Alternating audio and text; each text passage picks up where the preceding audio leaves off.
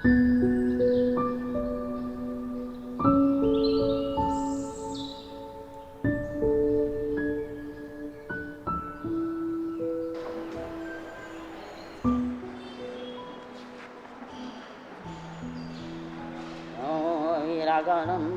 सब्बनुनं देवेन्द्रभूयानं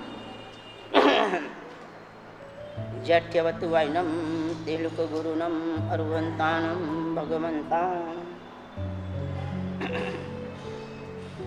आज से अपन परमात्मा का स्वरूप, परमात्मा के गुणों की चर्चा करते हैं। भाई स्वरूप, आभ्यंतर स्वरूप, गुण क्या करते हैं, क्या नहीं करते, दीक्षा से पहले क्या करते हैं, दीक्षा के बाद क्या करते हैं, और निर्वाण होकर उनकी क्या स्थिति रहेगी, और इससे पूर्व के भवों में उन्होंने क्या किया है, इसकी चर्चा अपन प्रारंभ करते हैं। क्योंकि भूमिका में बहुत दिन निकल गए। तो इससे पहले अपन मंगलाचरण बोले।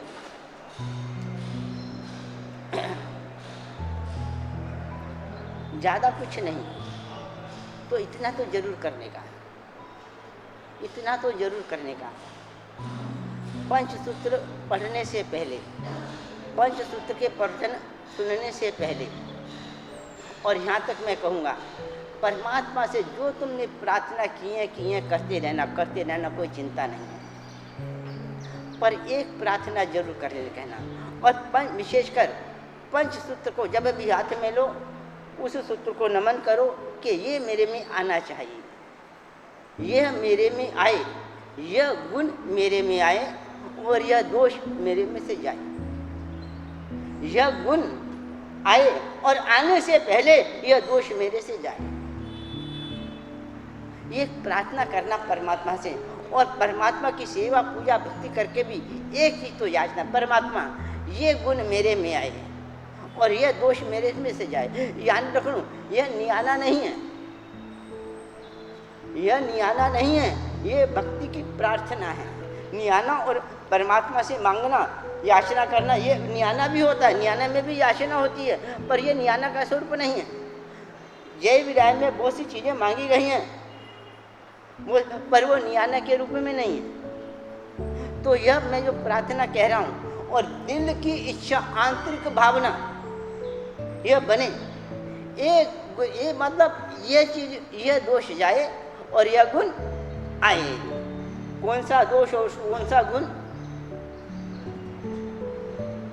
याद है सबको, सबको याद है, सबको याद है, एक भी व्यक्ति यह याद नहीं है। सबसे बड़ा दोष पाप प्रतिघात अभी तक नहीं हुआ, और सबसे गुण बीजादान नहीं हुआ। पाप दोष जाए, पाप का प्रतिघात हो जाए, जो मेरे में आत्मा में अनादि काल से अब तक पाप का प्रतिघात रूपी जो दोष मेरी आत्मा में पड़ा हुआ है, बहुत गहरे तक गया हुआ है, और निगोद से आज तक अनंत बार मनुष्य भव मिलने पर भी, परमात्मा की सेवा पूजा और भक्ति करने के बाद भी, और यहाँ तक कि साक्षात देवादि देव के समर्पण में जाकर भी, उसके दर्शन करने की, उसकी देशना सुनने के बाद भी अभी तक पाप प्रतिघात मेरी आत्मा से नहीं गया है। ये दोष जाए, फिर कभी लेंगे पाप प्रतिघात है क्या। सबसे मूल दोष पाप प्रतिघात है, और ये तो दोष जाए। और कौन सा गुण मेरी आत्मा में आए? गुण बीजाधान। गुण क्या है? बीजाधान, वो मैं कभी आपको अवसर मिलेगा तो समझा दूंगा। पर गुण बीजाधान, गुण बीज, गुणों का बीज, उसकी स्थापना, नाम ही कह रहा है गुण का बीज। गुण क्या चीज है वो भी कभी अवसर मिलेगा, पर गुण का बीज नहीं है, गुण का बीज ही नहीं है। अंकुर कहाँ से आएगा? कितना है भी खाद पानी दो, मैंने पहले कहा था, बीज बो नहीं, बीज हो नहीं, और खाद पानी दो, माली की मेहनत सफल होगी कि व्यर्थ जाएगी? क्यों? अच्छी से अच्छा खाद, अच्छी अच्छा पानी, पर बीज ही नहीं बोया, बिना बीज के खाद और पानी दे रहा है। इसका मतलब क्या हुआ? ऐसा बीज, वो बीज गुणों का बीज। क्या है गुणों का बीज? वो उसको धर्म बीज भी कहते हैं, उसको योग बीज कहते हैं, उसको समर्थ का बीज भी कहते हैं। गुण बीज धर्म बीज भी है, योग बीज भी है, सम्यक्त का बीज भी है। अरे बहुत अर्थ है उसके, एक नहीं है। ऐसा बीज अभी तक मेरी आत्मा में रोपा नहीं गया है। इस कारण से मेरे को जितने भी पुण्य के फल मिले, जितने भी पुण्य के फल मिले, वो गुण बीजा धान के बिना मिले। समझना, गुण बीजा धान के बिना मुझे पुण्य के फल मिले। मनुष्य जन्म पुण्य के मिला और देवलोक का देव भी मेरे पुण्य जन्म से हुआ, पर याद रखना वो बिना गुण बीजा धान के मिला है और इसलिए व्यस्त गया। गुण बीजा धान के बिना श्रावक भी बना, साधु भी बना, दीक्षा की ली, संयम का पालन भी किया, पर गुण बीजाधान के बिना किया, इसीलिए वह दीक्षा भी देवलोकों का सुख देने के बाद भी दुर्गति का कारण बनी। ये समझना। तो ये मैं कह रहा था, थोड़ा देना, तो ये मैं कह रहा था, ये ऐसी एक प्रार्थना, अंतर की आवाज, और सच कहता हूं, ये प्रार्थना चिदानंद के कहने से मत करना। मैं ही नहीं नहीं नहीं नहीं, हमारे यहाँ एक बहुत अच्छा शब्द है, बहुत अच्छा शब्द है। अभी तो वो नमो में भी आता है, मैंने समझा नहीं है। इच्छा में खमास मनो, इच्छा कारण संधि से भगवान। कोई भी क्रिया करनी हो तो पहले वंदन किया जाता है, और वंदन में सबसे पहले क्या शब्द आता है? इच्छा पूर्वक। देखा देखी नहीं, देखा देखी नहीं, लोकाचार से नहीं। ये प्राचीन पद्धति चलती रही है, मुझे वंदन करना ये बात भी नहीं, वंदन करना चाहिए इससे पहले ये बात भी नहीं। सब बातें कौन? सब बातें कौन? जबरदस्ती नहीं। वो इच्छा भी ज्ञानी भगवंत कहते हैं, वो इच्छा कारण बोले, वो इच्छा भी अभी तक उद्भट नहीं हुई हमारे में। वो इच्छा कहाँ ही? इच्छा में हम देखा देखी आ रहे हैं, गुरु वंदन करना है, भगवान का खमाते हैं ना, वो हम उसको मात्र एक विधि समझ के कर रहे हैं। विधि समझ के कर रहे हो कि इच्छा पैदा हुई है इसीलिए कर रहे हो? बोलो, विधि समझ के कर रहे हो कि इच्छा पैदा हुई है इसीलिए कर रहे हो? तो इच्छा तो पैदा नहीं हुई ना, तो फिर बात ही क्या है? फिर बोल इच्छा कार्य ना, इच्छा पैदा हुई भी नहीं और इच्छा पैदा करने की कोशिश भी नहीं है, प्रयास भी नहीं है कि ये इच्छा पैदा हो। अरे यार, दूसरी इच्छा जाए तो ये इच्छा आए ना, आएगा। इस इच्छा के लिए भी हृदय में जगह नहीं है, दूसरी अनंत इच्छा अभी पड़ी हुई है। इतनी इच्छा पड़ी हुई है, इस इच्छा के लिए जगह कहाँ? वो जगह खाली हो तो ये इच्छा आए। तो ये कह रहा हूँ, इसीलिए मैं कह रहा हूँ, ये इच्छा बन जाए पहले तुम्हारी, मात्र इच्छा बन जाए। इच्छा बननी भी जरूरी है। इच्छा मुक्ति के लिए भी इच्छा युक्त होना जरूरी है। जो इच्छा युक्त नहीं हुआ वो इच्छा मुक्ति, इच्छाओं से मुक्त नहीं हो सकता। परमात्मा की सेवा, परमात्मा की भक्ति, परमात्मा की आज्ञा पालन, परमात्मा की पूजा भी इच्छा पूर्ति के लिए नहीं, इच्छा मुक्ति के लिए की जाती है। और इच्छा मुक्ति तब मिलेगी, पहले इच्छा युक्ति मिलेगी। जिस इच्छा से इच्छा युक्त मुक्त होता है आदमी, ऐसी इच्छा युक्त बने। जिस इच्छा से जीव इच्छा युक्त हो, इच्छा मुक्त होता है। जिस इच्छा से जीव इच्छा मुक्त होता है, ऐसी इच्छा से जीव पहले इच्छा युक्त बने। जो ऐसी इच्छा से युक्त नहीं बना वो मुक्त भी नहीं हो सकता।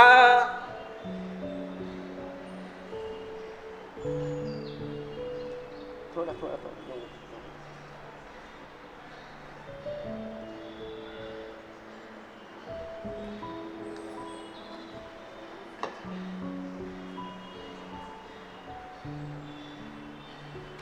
हाँ, तो मैं कह रहा था, हमारी एक इच्छा, उसको एक इच्छा करो या दो इच्छा करो, इच्छा तो अनंत है। मैं अभी इच्छाओं के विषय में बोल नहीं रहा, इच्छा क्या और इच्छा का स्वरूप भी क्या है। हमारे यहाँ इच्छा का स्वरूप भी ऐसी बात नहीं है। इच्छा का स्वरूप भी आगम ग्रंथों में विशेष करके, यदि आप ललित बिस्तरा उठा के देखें, और वह शक्र स्तव की टीका पहले नमुत्थनम अर्हंतानम नमुत्थनम, वहाँ पर इच्छा का सही स्वरूप बताया गया है। इच्छा भी कब क्यों कैसे पैदा हो सकती है, पूरा का पूरा इच्छा योग का स्वरूप बनाया गया है, इच्छा योग बताया गया है। इच्छा योग पहले, शास्त्र योग बाद में, सामर्थ्य योग बाद में है। तो अभी भी इच्छा योग नहीं बना। और याद रखना, जब तक इच्छा योग नहीं बनेगा तब तक पुण्यानि बुद्धि पुण्य नहीं। एक बात हमेशा कहता रहूँगा, तब तक अशुभ अनुबंध। हर चीज में देखना, हर चीज में देखना, शुभ और अशुभ को हर चीज में देखना। यदि क्रिया रूप में है तो अनुबंध अशुभ है, इच्छा रूप में है तो शुभ अनुबंध है। अभी इच्छा रूप नहीं बना आपने का तो शुभ अनुबंध नहीं है।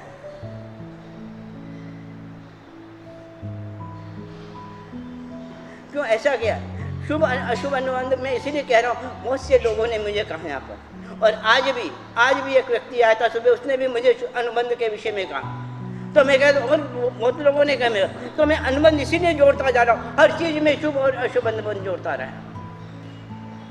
और यदि क्रिया इच्छा पूर्वक की नहीं है, लोकाचार की है, तो अनुबंध कौन सा है, और ये हमेशा देखना। इसलिए देखो, ग्रंथकारों ने कितनी हमारी कृपा की, इच्छा कार्य ने शब्द दिया है पहले। जामी जाए निशिया बात की बात है, मथे मंदा में बात की बात है।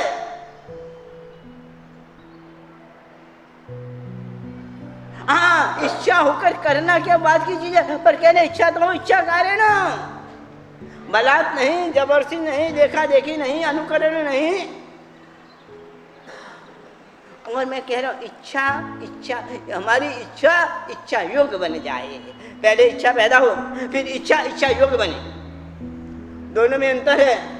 पहले इच्छा पैदा होगी, इच्छा योग बाद में। हाँ, इच्छा तो बहुत बार हुई, पर इच्छा योग नहीं बनी। इच्छा योग अलग चीज है। हाँ, तो मैं आगे चलता हूँ मंगलाचरण। तो पहली बात मैंने जो कही, हमें प्रार्थना करेंगे। कौन सी प्रार्थना है? हमारे इच्छा योग। अच्छा, देखो ऐसा है, अभी तो मैं समझा देता हूँ एक लाइन में। क्यों? फिर क्या ज़्यादा इसमें जाएंगे ना, फिर वो ये विषय रह जाता है। हाँ, बहुत अच्छी बात है, इच्छा योग। देखो, योग का अर्थ क्या? हमारे यहाँ योग, वो योगासन नहीं, वो बाबा रामदेव के योग की बात नहीं है। यहाँ योग की बात है। योग की बात परमात्मा से जो हमको जोड़ दे, वो योग। ऐसी इच्छा योग, जो इच्छा हमारी परमात्मा, जो इच्छा को परमात्मा से जोड़ दे। बस आप देखो, जो इच्छा को सुदेव सुगुरु सुधर्म से जोड़े। इच्छा कुदेव को गुरु धर्म से भी जोड़ती है, उससे भी योग करती है। इच्छा कुदेव को गुरु को धर्म से भी जोड़, उससे भी जुड़ना इच्छा योग है। पर सुदेव सुगुरु सुधर्म से जुड़ना वो भी इच्छा योग है। तो सबसे पहले इच्छा आती है, इच्छा पैदा होती है, इच्छा योग। वो योग, जो इच्छा हमको किससे जोड़ दे? जो क्रिया तुम करने जा रहे हो, जिसके प्रति कर, उसके गुणों से हमको जोड़ दे। इसमें विधि नहीं होती, कुछ विधि नहीं है, शास्त्र का कोई ज्ञान नहीं है। क्रिया से रहित अविकल है, शास्त्र से अविकल है। क्रिया भी नहीं है, शास्त्र भी नहीं, ज्ञान भी नहीं है, बोध है, कुछ भी ज्ञान नहीं है। हमारी इच्छा एक पैदा हुई है। जैसे किसी के घर में गए, आप घर में गए, वहाँ कोई उसके आमंत्रण पर गए, बैठे, उसके डाइनिंग हॉल में बैठे, आपको वो चाय नाश्ता करा रहा है, और आपकी नज़र सामने बड़े स्क्रीन के वो टीवी होता है ना, टीवी पर गई, और आपने देखा टीवी बड़ी अच्छी है, और उसका उसके पीछे में पूछा भी, तो आपकी वो टीवी लेने की इच्छा हो गई। और आपके पास ना पैसा है, ना कुछ है, पैसा भी नहीं है, खरीद सकते भी नहीं, और आपको पता है मैं खरीद सकता नहीं, मेरे पास इतनी शक्ति नहीं है, पर आपको इच्छा पैदा हुई कि नहीं? शक्ति है, और आपको पता है कि इस जन्म में मैं खरीद नहीं सकता।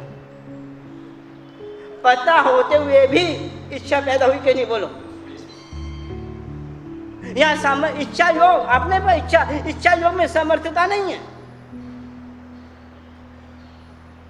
इच्छा योग में सामर्थ्य का गुण नहीं है, सामर्थ्य भाव नहीं है कि मैं करूं, नहीं, एक इच्छा है भाई। और ऐसी इच्छा जो मुझको, ऐसी इच्छा जो टीवी सेट को खरीदने से जुड़ गई, बस जुड़ गई। अब तुम कोई भी क्रिया करो, खाओ पियो, व्यापार करो, कि घूमो फिरो, कि पिकनिक स्थान पर जाओ, पर वो आपकी इच्छा अंदर बनी हुई है कि नहीं? क्यों? यदि इच्छा उसी समय चली गई तो इच्छा योग नहीं है, उसके बाद भी इच्छा बनी हुई है तो इच्छा योग है, समझना। और उसके बाद भी आप हिल स्टेशन घूमने गए हो, उसके बाद भी आपकी इच्छा है तो इच्छा योग है, और वहां जब इच्छा चली गई तो इच्छा योग नहीं। ये योग कर नहीं रहे, कुछ नहीं करे, बस अंदर में एक इच्छा है, बहुत सी चीजें इच्छा है। हाँ, तो आपने सामान्य इच्छा योग की है, इच्छा योग। हाँ, तो प्रार्थना है परमात्मा से पंचसूत्र पढ़ते हुए, और यह भाव मेरे में बना रहे। क्या भाव? अभी सब कह चुका हूं मैं, पाप प्रतिघात और हाँ, गुण बीजाधान, ये दो चीजें मेरे जीवन में आनी चाहिए। पाप का प्रतिघात, देखो पाप का त्याग अलग है, पाप का त्याग तो हमने बहुत बार किया और अभी भी करके बैठे हैं, पर पाप का प्रतिघात नहीं है। पाप का प्रतिघात और गुण बीजाधान, दो चीजें चाहिए। और गुण बीजाधान भी हमने यदि थोड़ा बहुत किया है, कभी किसी जन्म में कर भी लिया किसी जीव में, और उसने पाप का प्रतिघात नहीं किया, तो वो गुण बीजाधान भी चला जाता है। गुण हमारी जो कोशिश है ना, गुण बीजाधान की है, पर पाप प्रतिघात की नहीं है। और पाप प्रतिघात के बिना जो गुण बीजाधान है, मोसी आत्माओं ने पाप का प्रतिघात के बिना गुण बीजाधान किया, दबा दिया, उपशम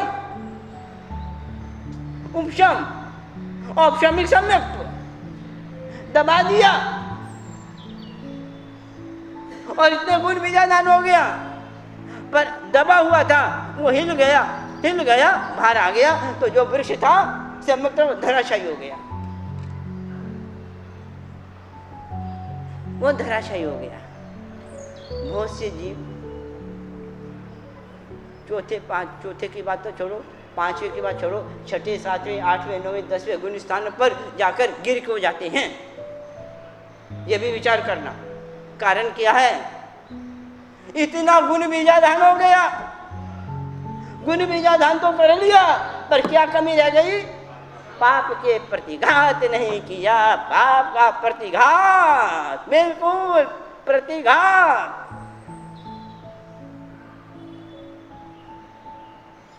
यह मार्ग है। गुण बीजाधान के साथ पाप का प्रतिघात भी है, पाप का प्रतिघात भी है। गुण बीजाधान, आप दूसरे शब्दों में कहें, गुण बीजाधान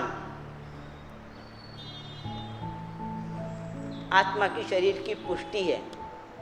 दूसरे शब्द में, गुण बीजाधान शरीर की पुष्टि है, और पाप प्रतिघात जो शरीर में रोग है ना, उसका नाश है। एक दवाई है शरीर को पुष्ट कर रही है, और एक दवाई है शरीर के जो रोग है उसका नाश कर रही है। समझे ना? एक औषधि कौन सी? शरीर को पुष्ट करने वाली, और एक औषधि कौन सी? शरीर के रोगों का नाश करने वाली। महत्व किसका है? पर हमारी दृष्टि कहाँ है?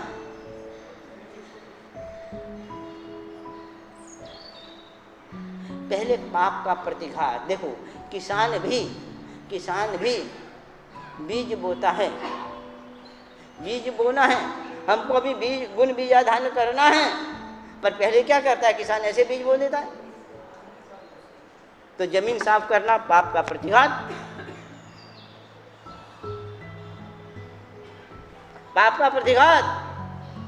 किसी भी मंदिर का आप बनाते हैं तो पहले भूमि पूजन शिलान्यास करके जमीन की शुद्धि करते हैं, उसमें जारी जो शल्य हैं सारे शल्यों को दूर करते हैं। पाप प्रतिघात यानी आत्मा में जो अनंत शल्य, उन शल्यों को दूर करना, शल्यों को दूर करना।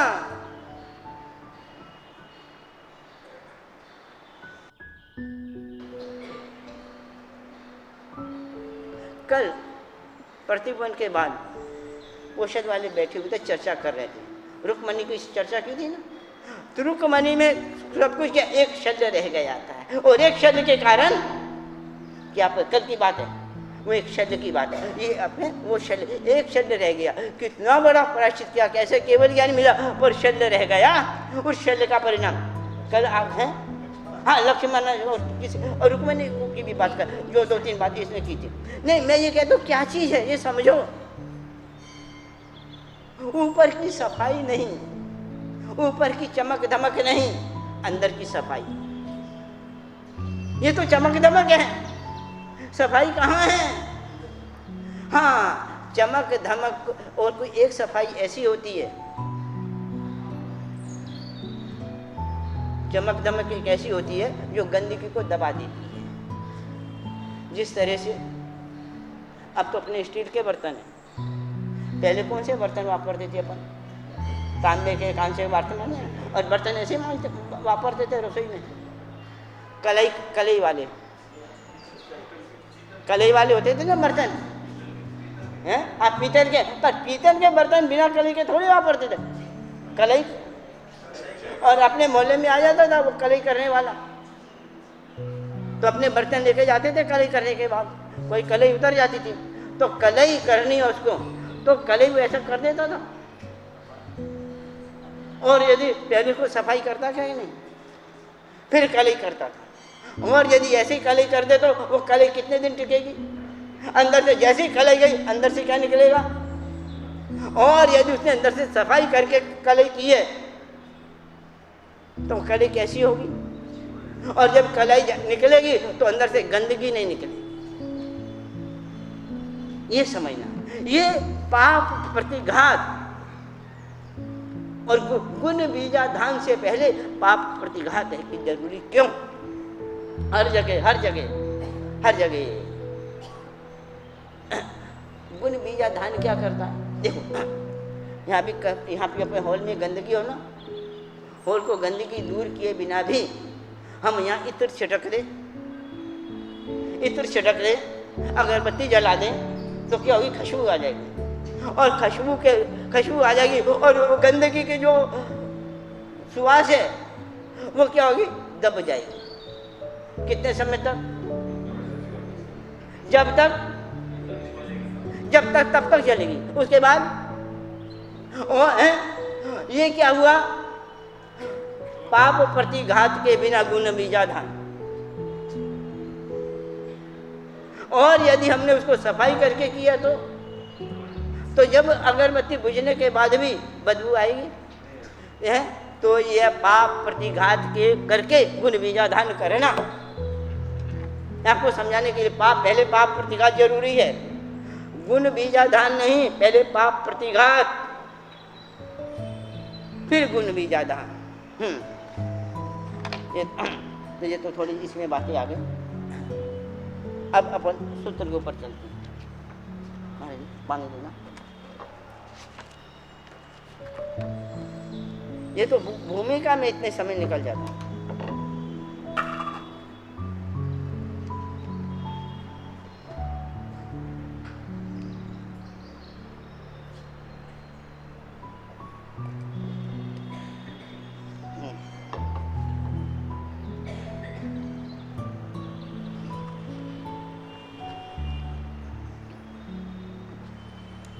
अब अपन परमात्मा का जो स्वरूप है मैंने बताया भी, उसको क्या करेंगे? अपन नमस्कार करें। और इस नमस्कार के माध्यम से मेरे को 2 फल तो मिले।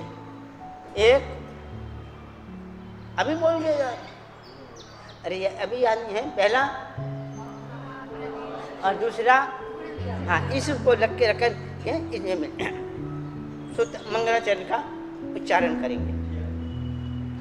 नमो वीयरागानं सब्बनूनं देविन्दपूयानं जड्यवत्तुवायनं तेलुकगुरुनं अरुहन्तानं भगवन्तानं नमो वीयरागानं सब्बनूनं देविन्दपूयानं जड्यवत्तुवायनं तेलुकगुरुनं अरुहन्तानं भगवन्तानं नमो वीयरागानं सब्बनूनं देविन्दपूयानं जड्यवत्तुवायनं तेलुकगुरुनं अरुहन्तानं भगवन्तानं।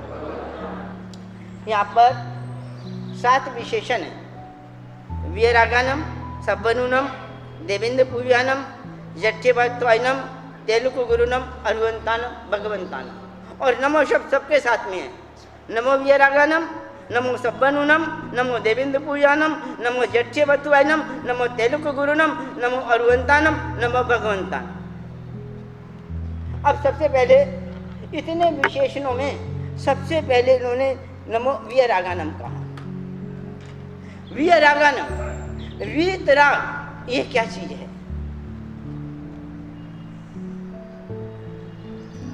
नमो वीयरागानं,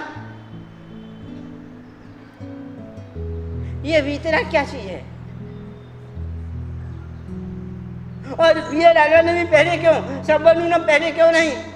जड्यवत्तुवायनं पहले क्यों नहीं? भगवन्तानं पहले क्यों नहीं? तेलुकगुरुनं पहले क्यों नहीं? पहले ये क्यों? परमात्मा का स्वरूप का वर्णन है। उसका स्वरूप कैसा है, उसके गुण कैसे हैं, गुणों की चर्चा है। एक बात मान के चलो, एक व्यक्ति है गुणवान और एक व्यक्ति है गुणानुरागी।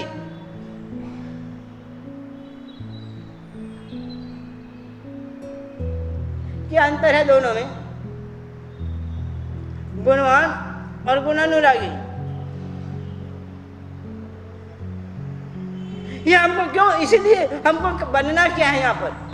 इसलिए गुणानुरागी, गुणवान होना सरल है, गुणानुरागी बनना मुश्किल है। और गुणवान वही व्यक्ति बन सकता है जो गुणानुरागी हो।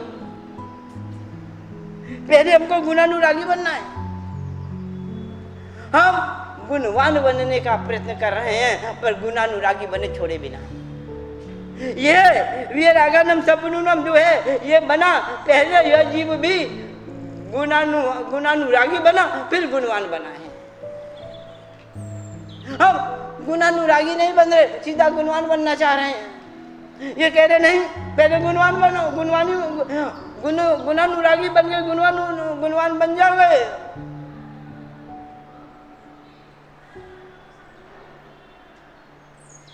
देखो कितना बड़ा अंतर, गुणानुरागी और गुणवान। गुणवान तो हर जीव बनना चाहता है, छोटा हो कि बड़ा हो कोई भी हो, गुणवान बनना चाहता है। पर गुणानुरागी और गुणानुरागी बने बिना गुणवान कैसे बनेगा जीव यार? बन ही नहीं सकता, नहीं सकता। पहले गुणानुरागी फिर गुणवान। क्यों? यह जिसके तुम पूजा कर रहे हो, जिसने ये कहा है, वो भी पहले क्या बना था? गुणानुरागी। हर जीव गुणों का अनुराग, राग चाहिए तो गुणों का चाहिए, व्यक्ति विशेष का नहीं। हम राग है व्यक्ति विशेष के प्रति है और व्यक्ति विशेष के गुणों के प्रति है। समझना, हमारे व्यक्ति विशेष है और व्यक्ति विशेष के गुणों के प्रति है। वो राग नहीं है, वो ममत्व है। हम उसको गुणानुरागी कह रहे हैं, नहीं नहीं नहीं, वो ममत्व है, बहुत अंतर है। वहां दृष्टि गुणों पर नहीं, मेरे पन के ऊपर है। धे भेजे दृष्टि में गुणों पर दृष्टि जाए, गुणानुरागी बने, ये गुणों की चर्चा है। ये जो हमारा देव तत्व है, जो हमारा गुरु तत्व है, जो हमारा धर्म तत्व है, उसके प्रति गुण, उनमें जो गुण है उनका अनुरागी।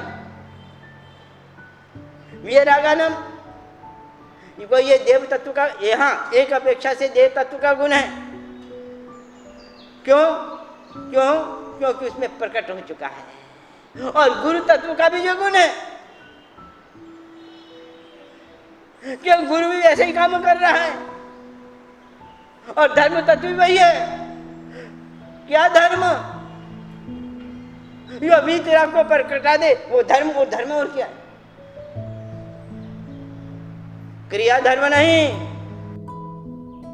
जो भी क्रिया, जो भी विचार, जो भी अनुष्ठान हमारे अंतर में रहे हुए वीतराग को प्रकट करवा दे वो धर्म, वो धर्म का लक्षण। और क्या धर्म? वही तप और वही जप और वही संयम, वही व्रत, वही नियम, वही पक्षकान, वही तीर्थ यात्रा। और क्या है?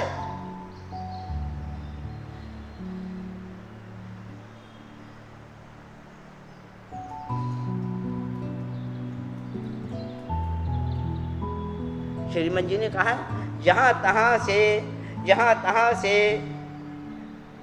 राग द्वेष से मुक्त होना वह मेरा धर्म है। बस श्रीमद राजचंद्र जी ने जहां तहां से, और उसने कहा है मैं किसी गज मतांतर में नहीं हूं, मैं आत्मा में हूं।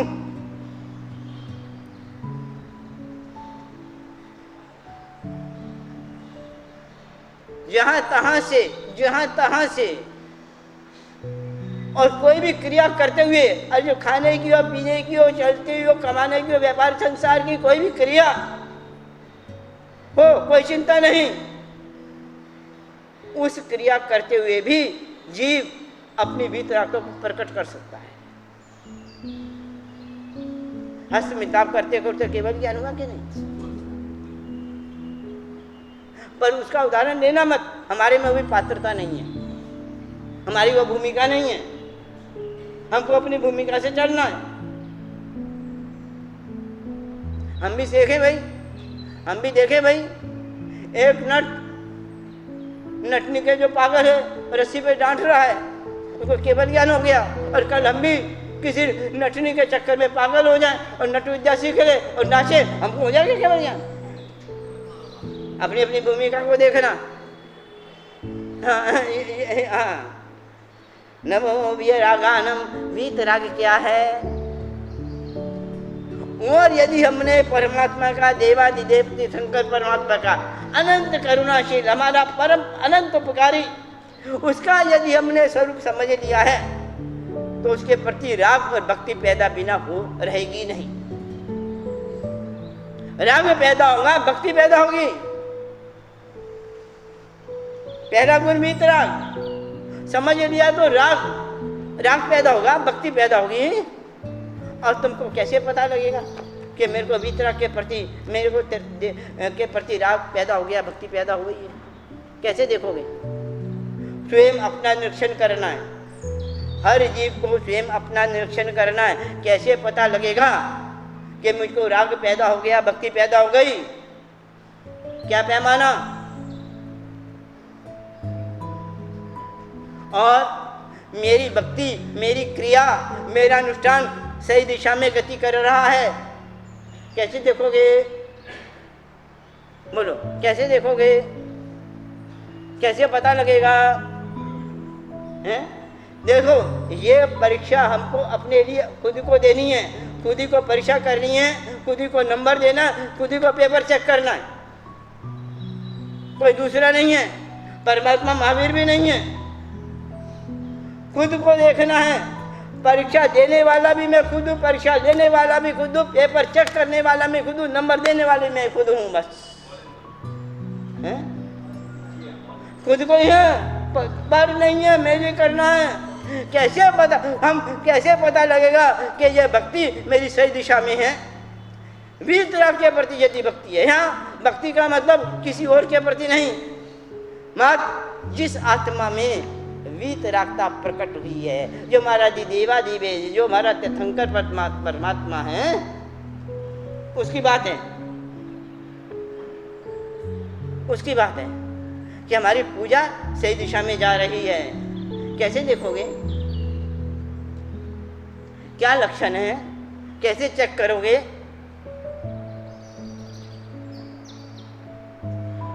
शरीर में बुखार कितना है, टेम्परेचर कितना है, वो थर्मामीटर लेके चेक करते हो कि नहीं करते? पता लगता है कि नहीं पता लगता है? पता लगता है ना, वो थर्मामीटर से चेक होता है।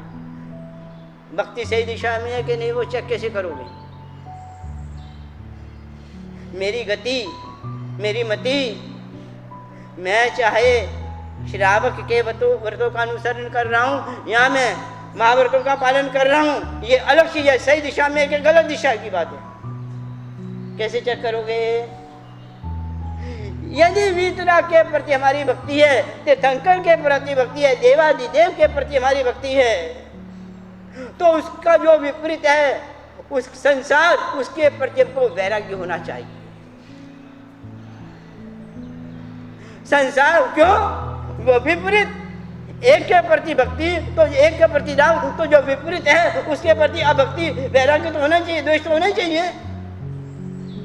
संसार के प्रति, सांसारिक संबंधों के प्रति, संसार कर्म बंधन के कारणों के प्रति, इंद्रियों के विषयों के प्रति, कषायों के प्रति, मिथ्यात्व अप्रति परमात्म कषाय योग के प्रति यदि वैराग्य है, बढ़ता जा रहा है, संसार के प्रति, भोगों के प्रति,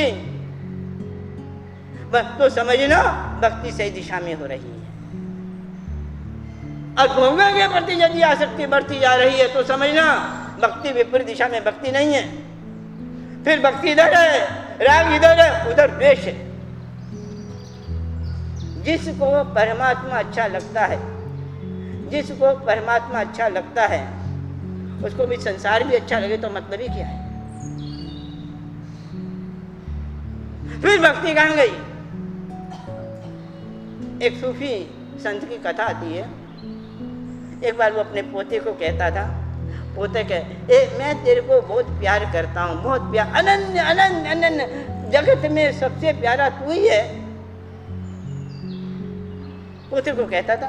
तो एक दिन पोते ने प्रश्न किया, बापू आप जब भक्ति करते हो, माला गिनती हो, तो उसमें कहती हो, हे परमात्मा मैं तेरे को अनन्य प्यार करता हूँ, अनन्य प्यार करता हूँ, दुनिया में सबसे प्यारा तू ही है और कोई नहीं है। तो पूछता है, हमारे पास मन एक है कि दो हैं? मन एक है कि दो हैं? वो पूछता है कि एक मन से आप दोनों को एक साथ प्यार कैसे कर सकते? एक मन से परमात्मा को भी इतना प्यार करो और उसी मन से संसार को भी उतना प्यार करो, ये कैसे संभव? मन तो एक ही है। कबीरा मन तो एक है, भावे भक्ति कमाए, भावे विषय कमाए, ऐसा एक कबीर का दो आता है। कबीरा मन तो एक है, मन तो एक है, एक मन से दोनों काम कैसे? दोनों के प्रति राग कैसे? दोनों के प्रति आसक्ति कैसे? दोनों के प्रेम कैसे? और यदि वीतराग के प्रति है तो संसार के प्रति निश्चित वैराग्य होगा होगा होगा, पैदा होगा, बढ़ता जाएगा। जैसे जैसे भक्ति बढ़ती जाएगी वैसे वैसे वैराग्य बढ़ता जाएगा, कर्म बंधन के प्रति, कषायों के प्रति, विषयों के प्रति। और यदि नहीं बढ़ रहा और कषाय विषय वासना बढ़ रही है तो समझना भक्ति नहीं है, भक्ति के नाम पर धोखा है। मैंने क्या कहा? खुद ही को देखना है, खुद ही को चेक करना, खुद ही को नंबर देने हैं, कोई दूसरा नहीं है। और इस काम में कोई रिश्वत नहीं चलेगी कि मन्नत भी नहीं चलेगी, परमात्मा तू ये कर देना और इतना तेरे को दे दूंगा, ये चलने वाला नहीं है कुछ। खुद ही है हम। परीक्षक और परीक्षार्थी, परीक्षक भी हम हैं, परीक्षार्थी भी हम ही हैं, खुद ही हैं। यदि देख लिया उसके प्रति यदि राग है, कहा है ज्ञानी भगवंतों ने, यदि परमात्मा गमे तो समझना संसार नहीं गमता, और संसार गमे तो समझना परमात्मा नहीं गमता। अब क्या गमता है?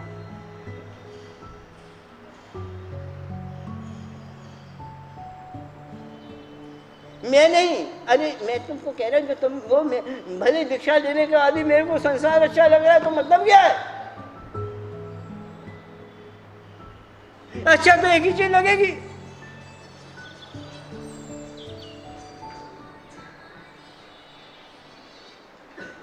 अरे दूसरी बात समझो, दूसरी रहे, आज तो एक पत्नी का युग है। कल्पना करो, कल्पना करो, ये होने असंभव बात है कल्पना के रूप में। यदि आपकी 2, 3, 4 पत्नियां हों, कल्पना करो, तो एक साथ प्यार सभी पत्नियों से कर सकते हो? बोलो, कल्पना है, कर सकते हो? और एक पे पत्नी के प्रति राग है तो दूसरी के प्रति, पत्नी के प्रति द्वेष आया कि नहीं आया? तो ये बात ही लागू होती है। परमात्मा के प्रति, गुणों के प्रति पहले गुणानुराग, नमो ये रागा नाम।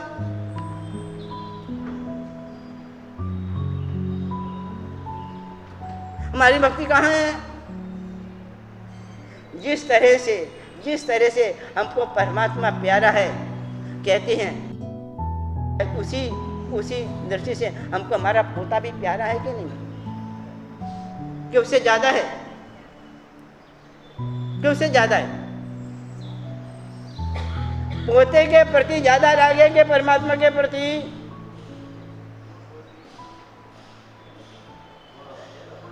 ये कहने की बात नहीं है, आप अंदर ना निरीक्षण करके देख लो।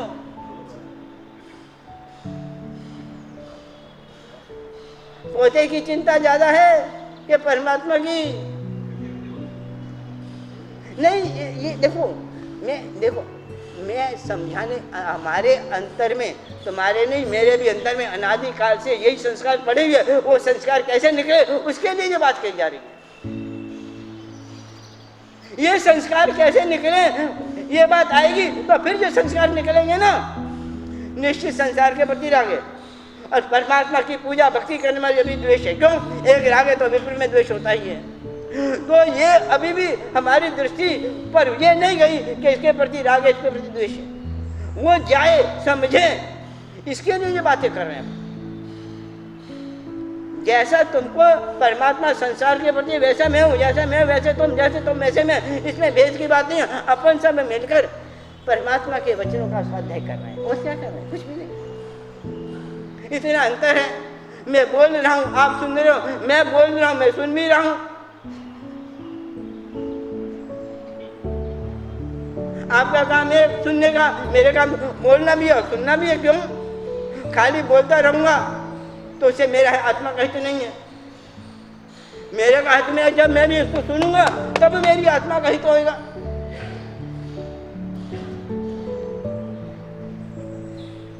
कितनी भी स्वादिष्ट सब्जियों के मिष्ठान हो, कितनी भी स्वादिष्ट हो, पर चम्मच उसका स्वाद थोड़ी दे सकता है। और जिन वचन कैसे भी हों, और यदि मैंने इससे सुने तो मेरी हालत तो चम्मच जैसी होगी यार, और तुम्हारी हाथ तो सब्जी जैसे खा लोगे तुम तो यार, मैं तो चम्मच जैसे रह जाऊंगा। नहीं, ये चीज है, इसलिए नहीं, मेरे लिए भी ये चीज है, तुम्हारे लिए नहीं, मेरे लिए भी ये चीज है। हाँ, नमो वीरागा नाम, वीत राग के गुण कितने हैं, और इसके गुण अद्भुत है, अद्भुत है, अद्भुत है। तो वीत राग का यदि स्वरूप समझा है और स्वरूप सही समझा तो राग पैदा होगा। नहीं पैदा हो रहा तो समझना हमारे चित्त में अभी वीत राग का स्वरूप नहीं है, संसार का स्वरूप ही हमारे चित्त में है।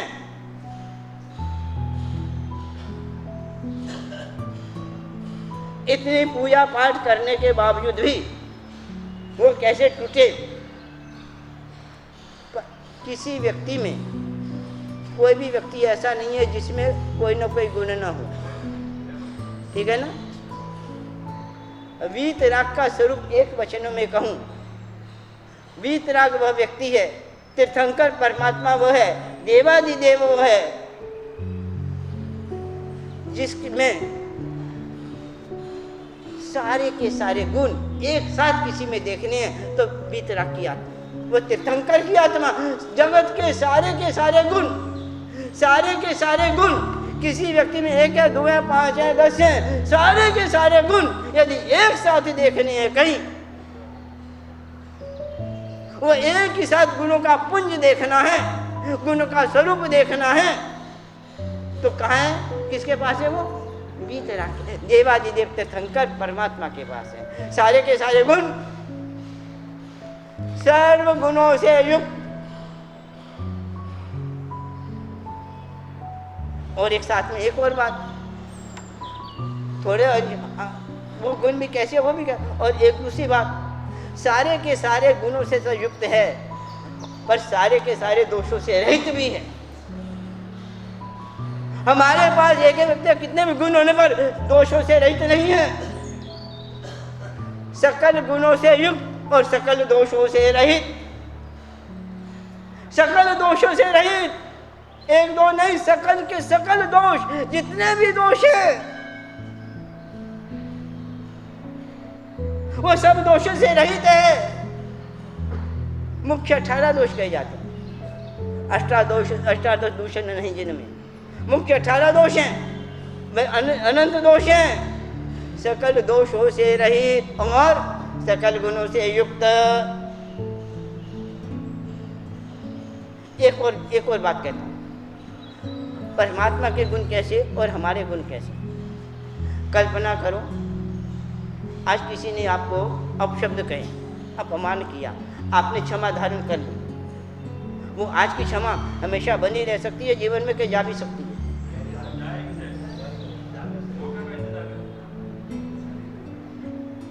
तो जो गुण आकर चला जाए उसको गुण कैसे कह सकते हैं?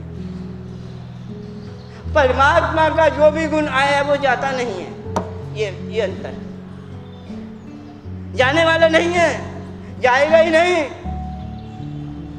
जो गुण उसकी आत्मा में प्रकट हुआ है जाएगा नहीं, ऐसा ही नहीं, जो गुण आत्मा में प्रकट हुआ है वो गुण सिद्ध अवस्था में भी रहेगा, इसलिए वो स्थायी गुण है। हमारे गुण औदार्यिक भाव के हैं, उसके गुण क्षयिक भाव के हैं, क्षयिक भाव के गुण हैं। तीर्थंकर परमात्मा के, हमारे गुण तो औदार्यिक भाव के आ जाते हैं। ये औदार्यिक भाव के गुण क्या है ये नहीं चाहते, ये पहले उसके गुणों को देखो, गुण क्या चीज है,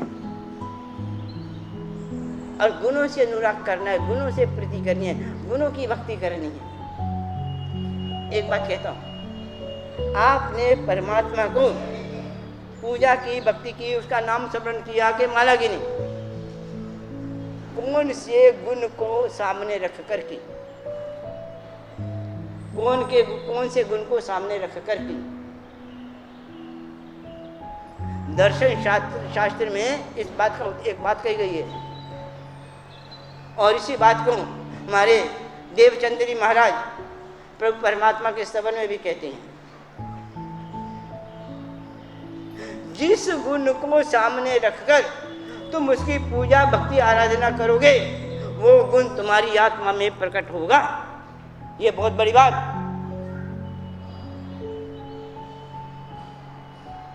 स्वामी गुण ओल की स्वामी ने जे बजे, दर्शन शुद्धता तिह पामे। क्या बात है, स्वामी गुण ओल की स्वामी ने जे भजे, दर्शन शुद्धि, गुणों को देखकर भक्ति, और वो गुण अपने में निश्चित प्रकट होगा होगा होगा होगा होगा, ये गारंटीड है। कभी प्रयोग करके देखना, ये ज्ञानी भगवंतों के वचन है, कभी भी जीवन में प्रयोग करने देखना। परमात्मा का कोई भी गुण सामने रखकर तुम उसकी रोज भक्ति करो, वो गुण धीरे धीरे तुम्हारी आत्मा में प्रकट होना चालू हो जाएगा। और उससे जो विपरीत है वो दोष आत्मा से जाना चालू हो जाएगा।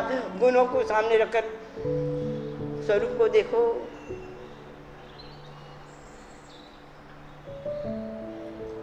स्वामी गुण ओलखी स्वामी ने जे बजे, दर्शन शुद्धता तिह पामे, ज्ञान चात तप विद्यासती, कर्म जीपी वसे मुक्ति धामे।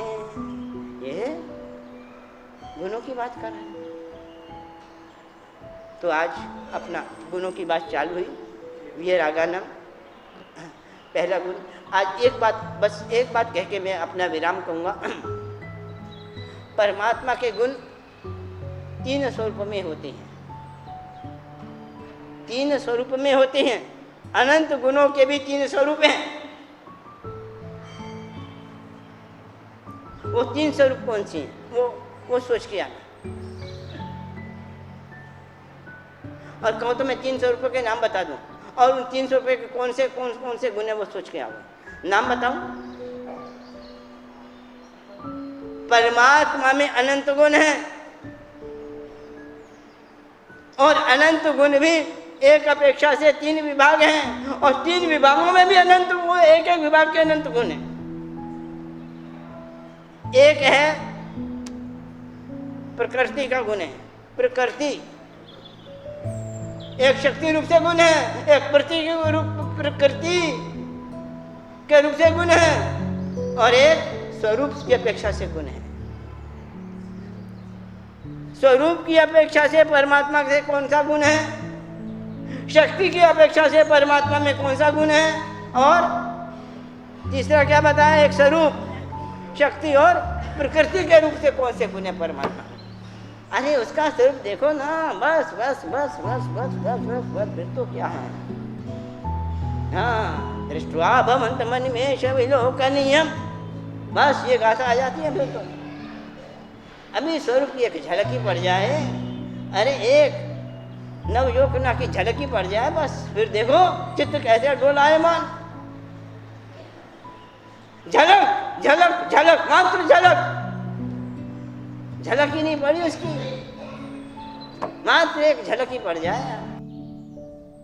और जिनको झलक पड़ चुकी है उनका जीवन उठा के देखो कैसा है उनका जीवन। तो गुण अनंत गुण है, और ऐसे गुण हमारी आत्मा में भी रहे। उन गुणों को देखकर हम अपनी आत्मा से भी वैसे गुण प्रकट करें, और वैसी वीतरागता क्या है? समय हो गया, कल चलते। ऐसी वीतरागता आप में और मेरे में, सभी आत्मा में प्रकट हो, इसी भावना के साथ विराम।